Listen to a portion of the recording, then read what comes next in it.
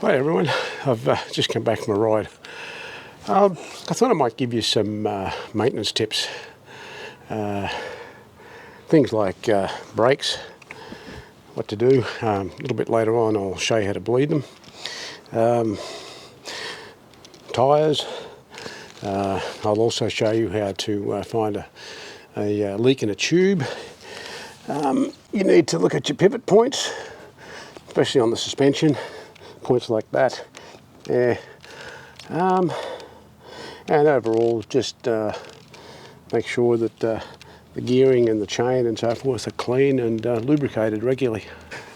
With the chain and sprocket, I use this CRC multi-purpose lubricant water dispersant, rust preventative. I like it. Over the years in the engineering world, we use it in lots of different things. It helps to keep it clean and lubricated.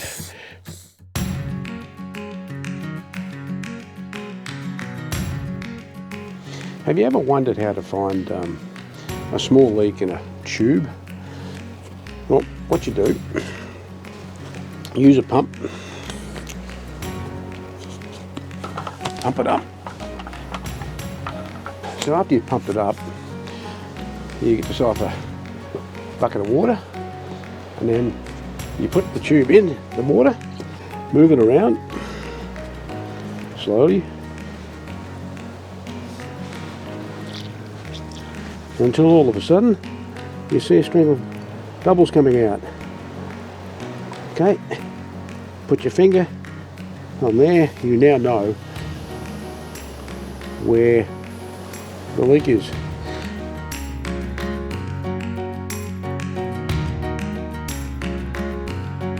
Today I'm going to bleed the rear brake, which is this handle, the rear brake here of the Max bike. At the moment it's a little bit spongy, and so I've decided to do a bleed. So here we go.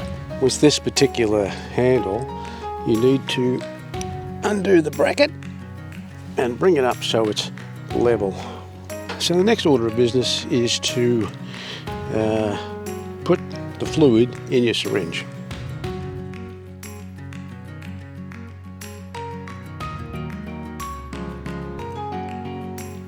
So we undo this little screw here.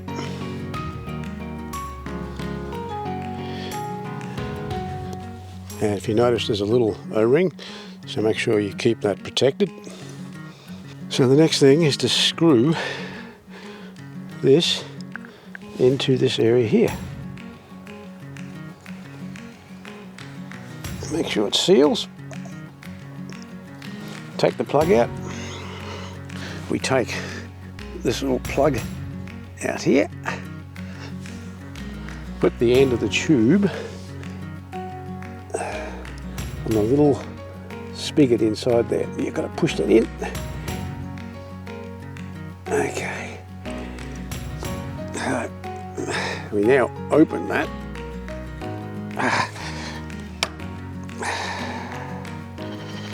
So this is like a valve. You've got to make sure it's undone. Right, okay. So we should be able to just push the fluid. And there it is, it's going up, as you can see.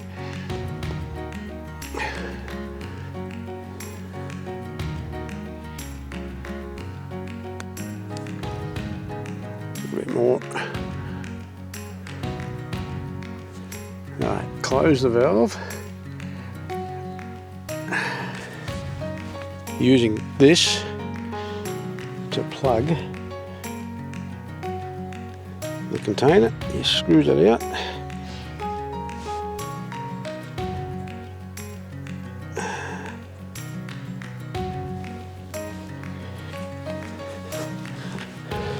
Putting the screw back in here.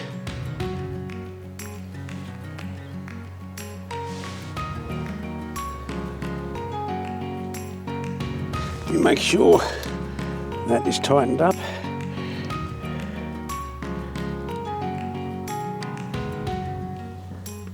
And hey presto, we've now got non-spongy brakes. that's how you do it.